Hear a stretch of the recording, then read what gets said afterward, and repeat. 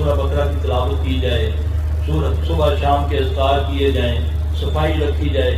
اور اگر اس نہج پر مریض پہنچ گیا ہے، بعض اوقات ہوتا ہے بچیاں آتی ہیں ایک دم ان کے سر جو ہے نا بالکل گھونسلہ بالکل جیسے چڑیوں کا گھونسلے نہیں ہوتے، جیسے آپ نے ابابیل کا گھونسلہ دیکھا ہو، بالکل کھل ہی نہیں سکتا، اس طرح کے ان کے سر ہو جاتے ہیں بیچاریوں کے. فوری طور پہ اس پر ویٹ مت کریں، فوری طور پہ اس کو مڑوا دیں.